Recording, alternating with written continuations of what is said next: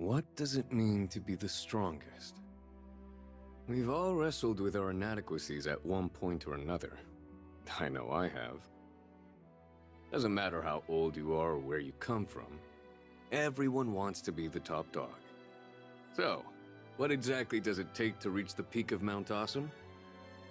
Power, be it physical, economic, or political, is all about using the right leverage.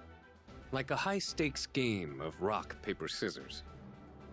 For instance, you can't always outflex a sharp wit with muscles alone. Your environment plays an important role in shaping your strengths too. A desert denizen shrugs off the heat, no sweat. A kid raised in the streets tends to be savvier than a child of privilege. As you can see, everyone thinks they know what strength is, but it isn't that cut and dry. Leave definitions to the dictionary. I prefer to follow my gut. What we need is a unified baseline predicated on common sense. Something along the lines of, being the strongest means never losing to anyone. Ever. And that's why the Eternals had to be created. So, we're a group of 10 who command the most powerful weapons in the skies. And I'm the Big Kahuna. That's right, the lovable Star Sword Sovereign. But you can just call me Seofón. Think of us as the bouncers of the Sky Realm. We roam the skies, staring down would-be troublemakers while wagging our fingers no. Look deep into your heart and ask yourself if you'd stoop to villainy under the watchful eyes of the world's strongest good guys. What? No, you wouldn't. Stop lying. It doesn't take a genius to figure out what happens when a stoppable force meets an immovable crew. Some have even accused us of being a mafia witch. I mean, that's just flat out disrespectful. Look, we never claimed we were perfect. There are more than enough nations and leaders out there who view our autonomy as a threat to their interests. Our plans have backfired on us before, leading to unnecessary animosity and resentment. Mistakes have definitely been made. Yet despite all that, and this is just between me and you, okay? Recruiting the world's biggest badasses sounded way too fun to pass up. I knew getting the strongest people in the world to gel wouldn't be easy. It was hard enough convincing them to join the team, let alone work as one. You win some, you lose some. Now I know what you're dying to ask. Whenever people gossip about us, they always feel the need to bring it up. So, let's get this out of the way and put the subject to bed. There can only be one who wears the crown of strongest eternal. Only one whose bravery and deeds are second to none. Possessed of both unparalleled martial power and wisdom. And great hair to boot. Now, who could that be, I wonder?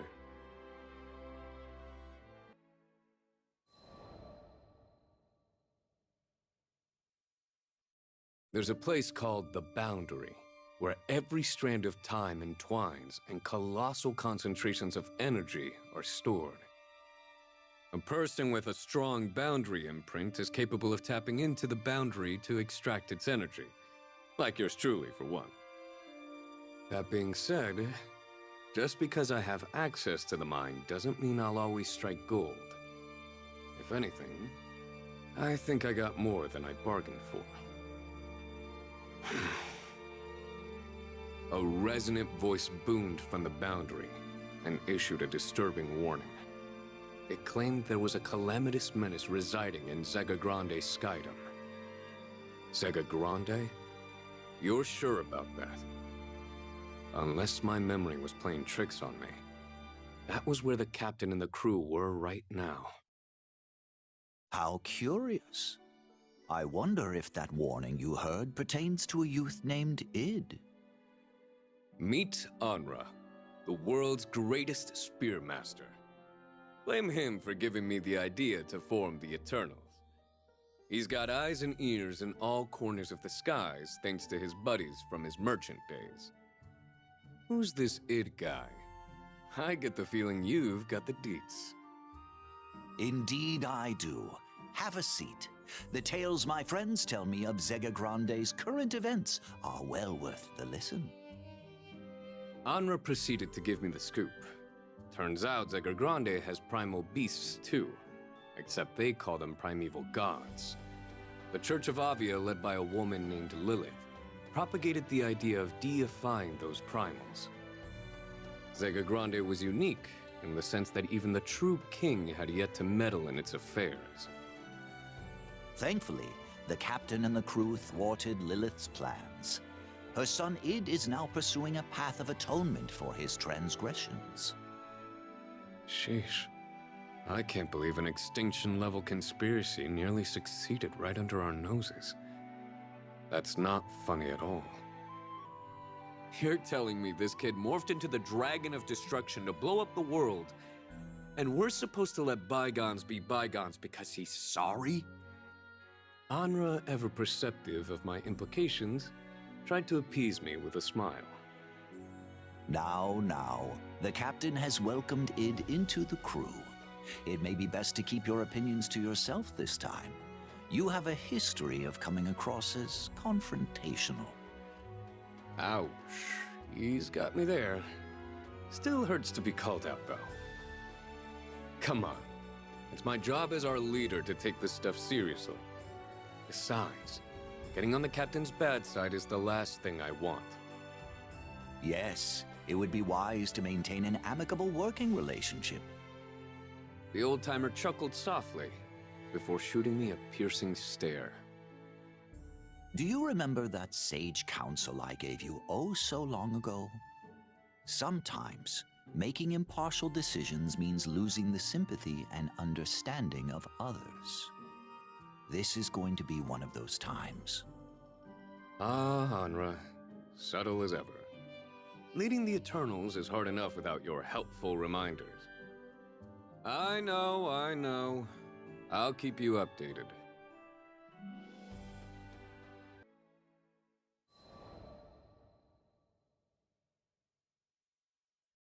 Wait, really? You're coming with me, Twain? Unless you see me as excess baggage. What? I would never think that. My original plan was to fly solo. Punctuality isn't a hallmark of the Eternals. Assuming anyone bothers to show up when I call for assembly, that is. To make matters worse, my approval rating took a nosedive for my handling of recent events. They can think whatever they want, but I did what I had to do, even if it meant losing a modicum of trust in the short run.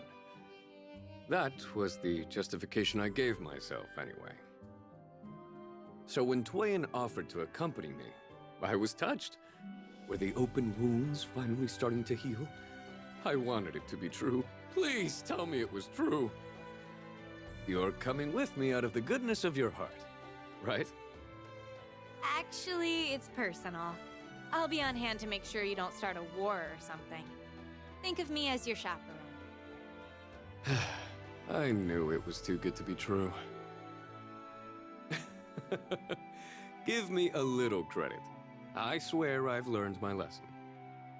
And I want to believe you, but we don't need a repeat of the Stardust Town incident. Oh, right. That little unhappiness. Me reaping what I sowed really sucks. Well, that's just Twain being Twain. I know she's worried about me.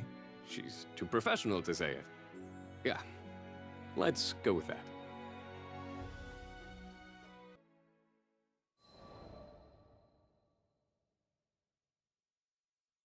Hail, friends! Sorry for missing the action. Wish I could have gotten here sooner.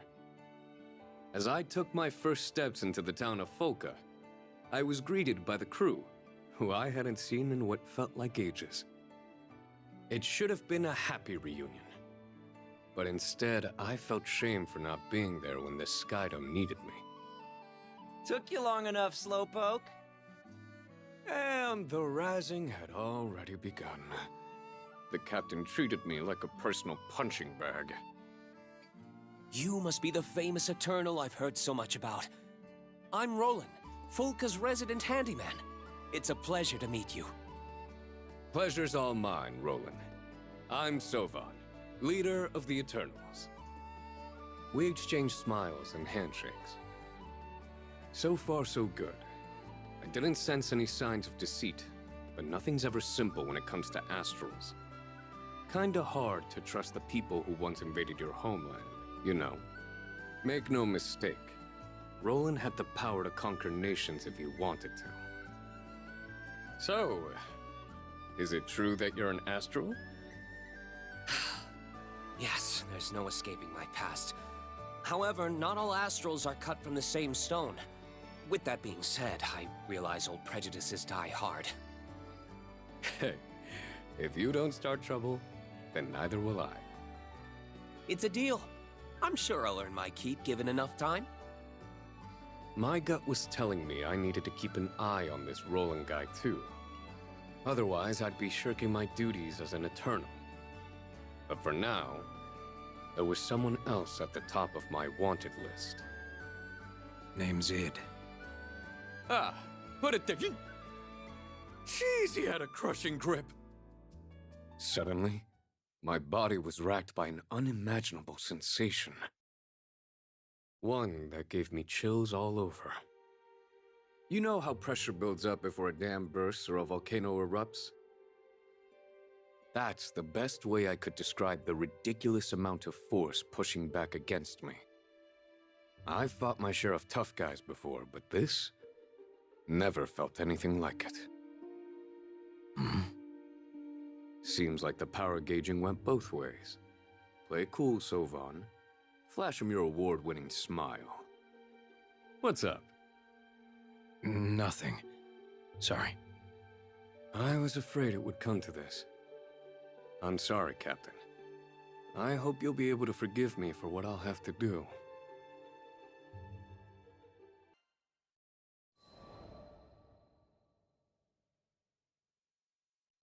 I checked myself into a room for a few nights.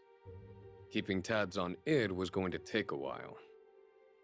Since I've got nothing else on my plate, I figure you guys could use another handyman. I'm more like a handy army, if you will. Although I had persuaded Id to spar with me one-on-one, there was little to learn when the stakes were non-existent. Thankfully, the gods threw me a bone. Help! We've got monsties stomping around by the waterfront! The waterfront? Id looking shook was a rare sight to see. That place must have meant something to him. Just our luck. Grand Cypher's still in the shop. I'll go ask Roland if we can borrow a ship.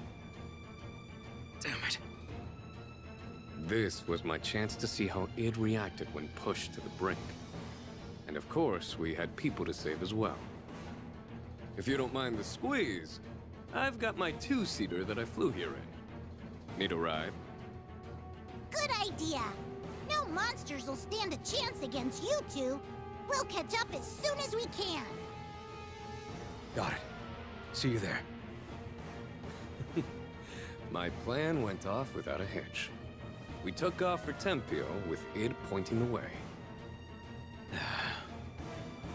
This place we're heading to, anything special about it? Yeah.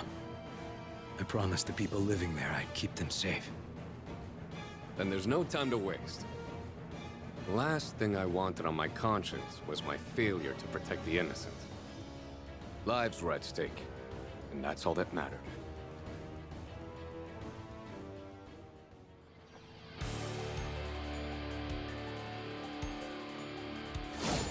I see him up ahead. Let's move. Roger Dodger, let's take care of this lickety-split. Their numbers are absurd. Calm down, kid. You and I can handle twice this much. Tasty! So, I'm going in. Hey, you guys! We got more trouble! Monsters are all over the village! Stay focused here, Id. Leave the village to the captain. Yeah, okay. Let's wrap this up. Aha! That must be your gem. It's a bone army! Where'd they all come from? I've got this. No match for me! Holy crap. Now that's power. Oh yeah! Time for the It Show! Incoming! That's the Crypt Keeper who keeps raising the dead. Tear them apart! I can't believe what I'm seeing. He's unstoppable. I know, right? His dragon form was freaky at first, but now everyone thinks it's the coolest thing! Is that right? Never would have guessed. Yeah, that power is bad news. Huh? Let's switch it! Ah, sorry. Had a rock in my shoe. All right. Now for the village.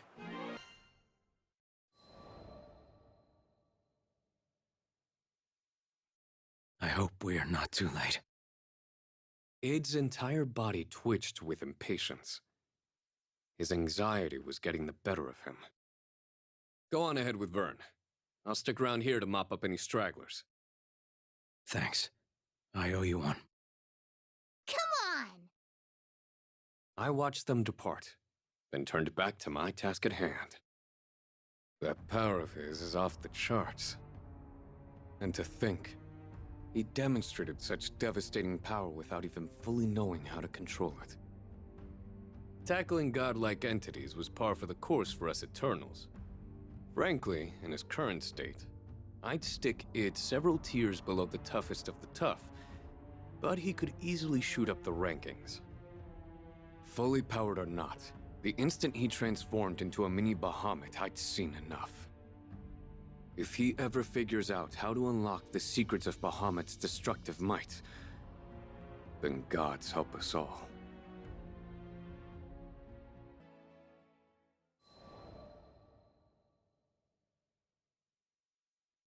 The 11th hour was approaching fast. I wanted to spring into action, snip the weed at the roots. But I decided to check in with Twain first, just in case. His power is a ticking time bomb. You want to live with endless guilt after he goes off? 'Cause I don't. Sky Dwellers, to a certain extent, possess something called a boundary imprint, which links them to the boundary. The Sky Realm was going to have a very bad day if his dragon powers ever crossed streams with the boundary's energy. That fear wouldn't stop haunting me. Who's to say the kid had the mental fortitude to withstand the dragon's temptation? Bahamut didn't climb up the supremacy ladder with pleases and thank yous. We'd be smoking piles of ash by the time we decided to move. I was banking on Twain sympathizing with me. In other words, assassination. Unfortunately, yes. Believe me, this is our last resort. Well, I disagree. When I asked her why, she said I'd fallen prey to confirmation bias. She was still in the process of making her own determinations about Id. We know good people who once threatened to upset the sky's balance. They changed for the better and were welcomed with open arms into the crew. How can you be so quick to judge a book by its cover? She added that the captain's journey was fraught with danger. Success hinged upon having crewmates of diverse backgrounds and talents. And you think Id can be one of those people? Yes. He'll prove himself soon. You'll see. She always knew how to make a compelling argument. Heck, part of me was even rooting for the kid to conquer the dragon's power. Fair enough. I'll put Plan B on the back burner until further notice.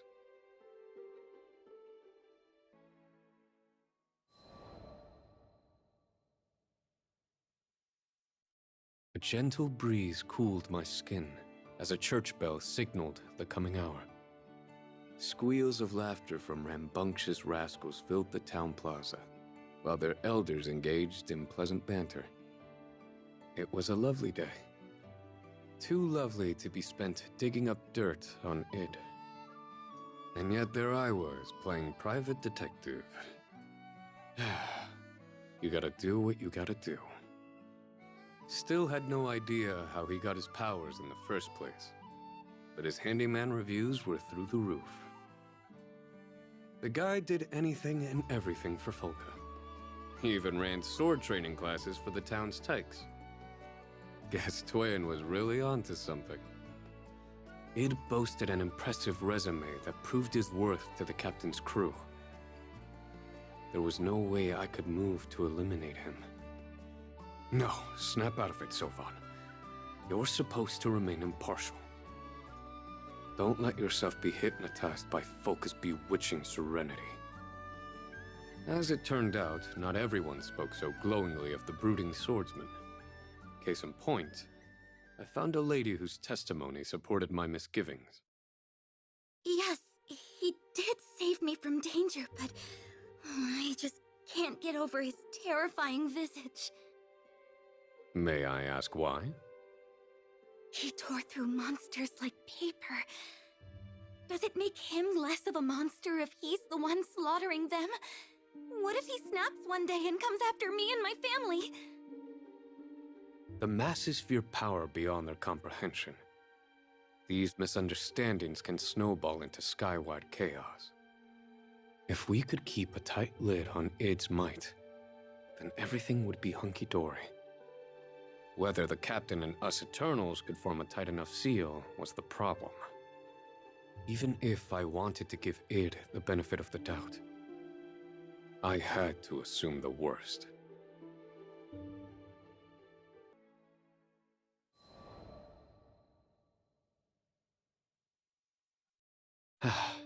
Another gorgeous day. Light winds, and not a cloud in the sky. I leaned on the deck railing of the airship and stared out into the forgotten sky. This is it. I'd arrived at the spot where Id had rescued Roland, where he had opened a hole to another dimension. Wasn't traversing dimensions something only the 6 dragons were capable of? Can I risk letting a kid who's capable of tearing the fabric of space live? Can't hold it against him that his astral foster mother led him down a path of darkness. Not to mention, his body had been hijacked by a literal dragon god. Don't be stupid. Unlike the other problem cases in the crew, this guy is beyond saving. He's an irredeemable menace. I hated that annoying voice, because I knew it was telling me what I wanted to hear. He's too dangerous to be left alive, and you know it.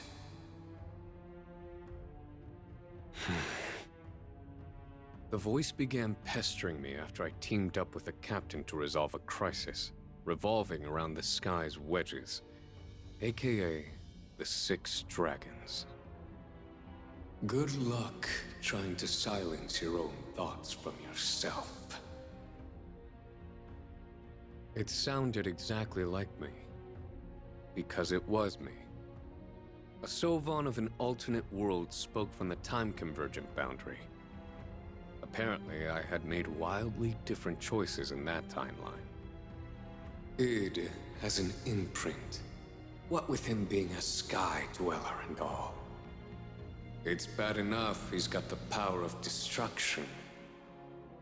What happens if he acquires the boundary's power of creation, too? I was no expert in that mumbo-jumbo, so I'd have to take his word for it. Of course, I'd take it with a hefty dose of salt. Just let him talk, and hope that he tires himself out. Fine. I won't beat a dead horse, but here's some food for thought. Take a peek at this vision of Id getting his hands on both powers, and then tell me you're okay with turning a blind eye. A searing vision ripped through my skull, and left me with a pounding headache. Where do I even begin with what I'd been shown? There was a dragon, presumably Id, on a murder-fueled rampage. His breath left behind wakes of charred soot that scattered to the wind as islands tumbled out of the sky. The ultimate strength belonged to him, and he unleashed it upon the skies until only a hollow husk of a world was left. Big deal. It had a 1 in a billion chance of happening. That's practically zero. Neat trick. You almost had me going there. Who was I fooling? So long as id drew breath, practically zero wasn't zero. I hate this. As much as I wanted to slap the smirk off my other face, I knew I was right. And that's what pissed me off the most. Sorry, Toyin. I can't wait for your judgment any longer. You'd understand my position if you'd seen what I'd seen. Suddenly, Anra's words rang in my ears. Sometimes making impartial decisions means losing the sympathy and understanding of others. True enough, old friend. True enough. If that makes me public enemy number 1, so be it. This is my duty to the world.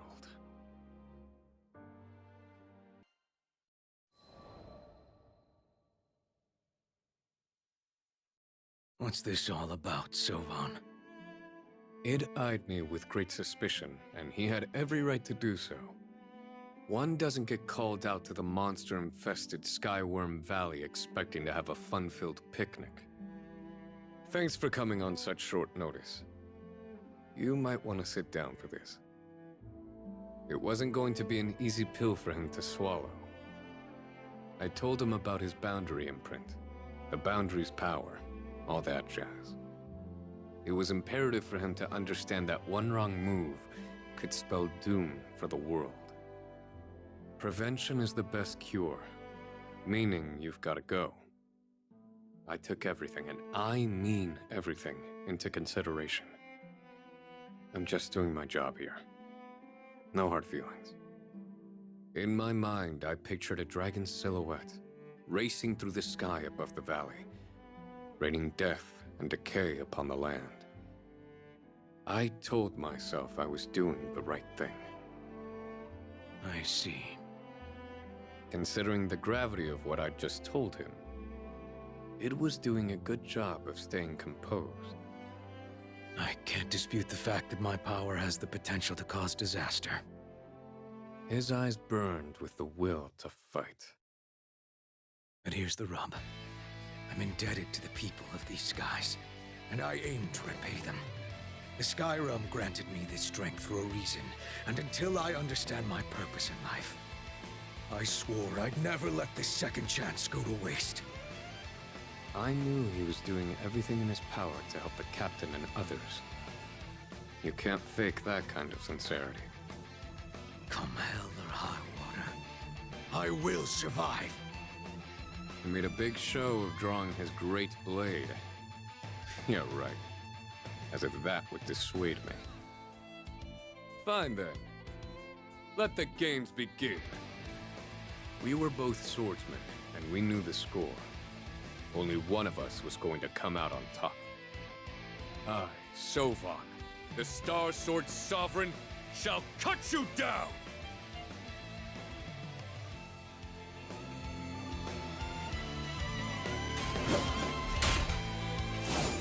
Alright, buddy. Throw the kitchen sink at me. I have no intention of losing to you. Pull it together! Nice. Who knew you could keep up with me? I'm going to need it. Man, it really sucks we couldn't have met under better circumstances. I won't hold back. Good. I like a fun challenge. Should be able to dodge this, right? Arrogant punk. Let it go.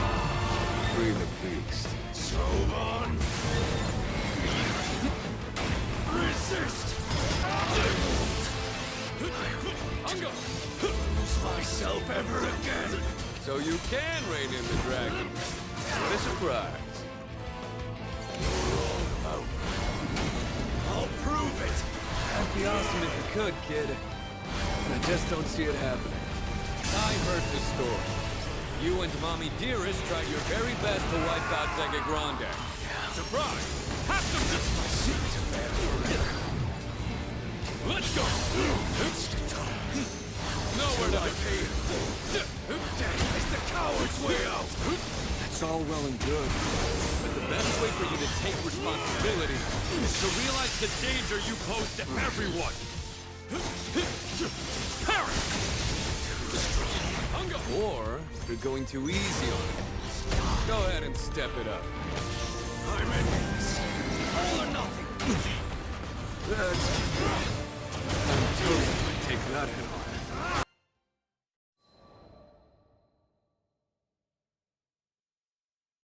on. I finally broke through Id's tenacity and forced him down onto one knee. The kid wasn't a monster. Far from it. But I had to heed the warning from my other self. Without the guarantee of him mastering his powers, I couldn't take any chances. I refuse to stay down. To my surprise, he wobbled back up on trembling legs and readied his hulking sword again. What does he eat, iron? You won't stop me from keeping my promises! Then I guess we're about to find out who's on the right side of justice. Neither of us spoke at this critical juncture. We raised our swords and prepared for one last strike. Suddenly, there came a whistle of air followed by an almost inaudible thud. Crap. Thought I had more time. The instant I saw that quivering arrow shaft sticking out from the ground, I knew my best laid plans had gone up in smoke. I'd been busted by the Goody Two-Shoe Squad, and I didn't need to guess who was part of that team. Twain, Lyria, Vern, and of course, the captain. Twain reached me first and alighted gracefully by my side. Now that's weird. No one consulted me about dragging it out into the wilderness to murder him. No, really, what could I say? The rest of the group came sprinting over while I got chewed out. That's enough, Seofón! Why are you two trying to hurt each other? Yeah, what's got into you guys? We're all supposed to be friends. Look, we've still got a situation here. Don't come any closer. Knock it off, dummy. It took a second for the slap to register, but when it did, oh boy, did it sting. The others stood there in uncomfortable silence, unsure if it was wise to speak. You still trust me? Knowing when to cut your losses is a valuable skill. Nothing more I could do but sheath my sword. The captain had this uncanny ability to inspire hope when the chips were down. I swear I could see this heroic aura glowing around them. Ever since I first met the captain, I could always rely on them as a bedrock of integrity. If I ever stumbled down a hole and vanished from the face of the Sky Realm, the Eternals and the world would continue chugging along without a hiccup under their lead. So back to the question. Did I still trust the captain? There was only one answer to that. Yeah, I still trust you. 110%. My beef with the Dragon Kid was all but cooked. I never have and never will lose faith in the captain. Now it was time for me to put that faith to the test.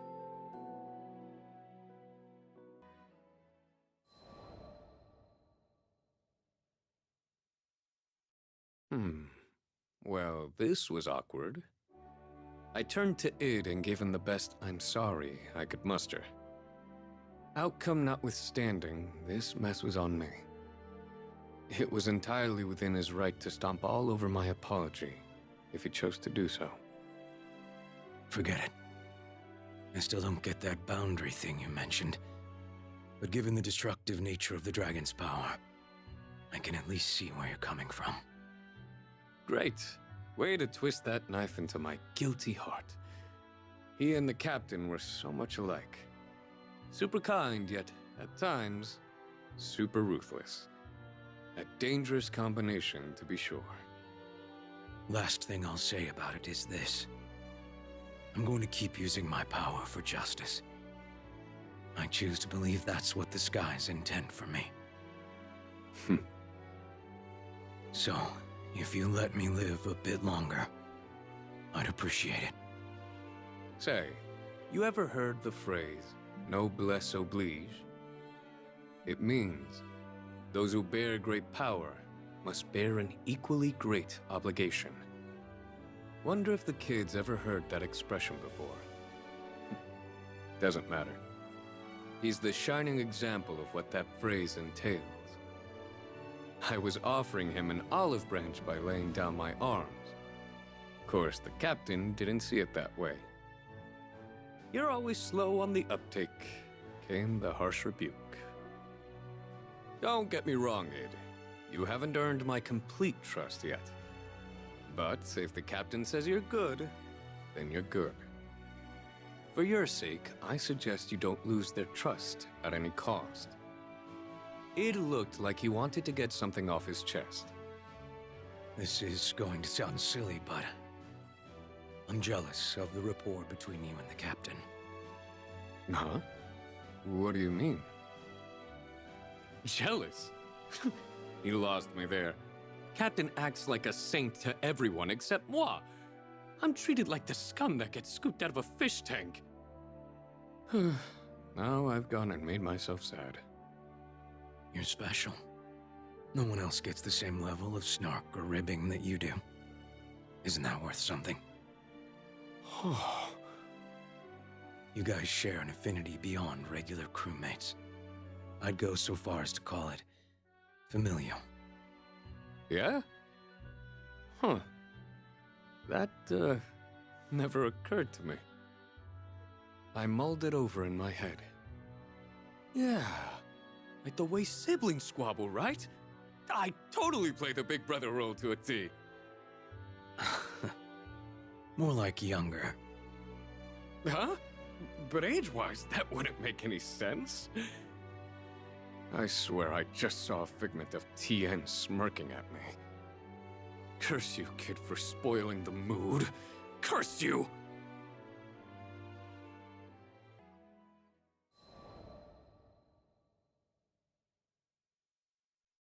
Hey, Seofón! This letter came for you! Awesome. Thanks a bundle, Lyria. Once we'd returned to town, I had drafted a report about the id kerfuffle and sent it off to Anra. My hands trembled ever so slightly as I unsealed the envelope and my pulse began to quicken. Must have been the stress over the response that lay waiting within. I hadn't sugarcoated any of the details. I judged id to be a threat and attempted to eliminate him.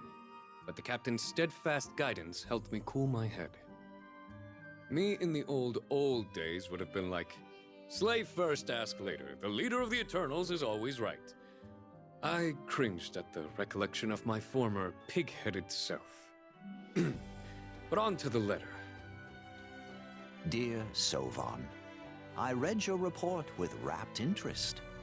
I get the sense you're conflicted about your personal development over the years. I don't know how helpful this may prove to be, but I'd like to offer my perspective. People change all the time. That shouldn't come as any surprise. As we've seen with Foer and Seox, the Eternals are no exception. It's safe to say the Captain's influence is largely responsible for altering the paths we've taken. Even an old coot such as myself has managed to learn new tricks. As far as I'm concerned, the Eternals have changed for the better. By that logic, you would simply be the newest member to undergo a long overdue transformation. You made a decision as expected of a leader, and no one can argue with that. Sincerely, Anra.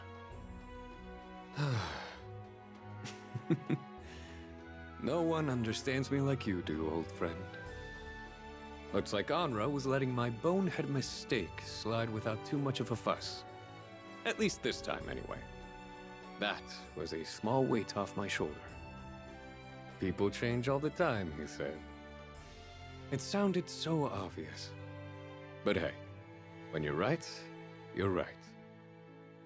Hey, Seofón! Come help us, lazy bones! It's always nice to feel wanted. Your wish is my command.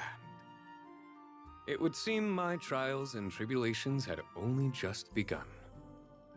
Before leaving this skydom, I'd need to perform a spectacular deed to erase my name from the captain's crap list. A lazy bones, am I? I don't hear anyone else getting called lazy bones. But wait. So wouldn't that make me special? I feel warm and fuzzy inside.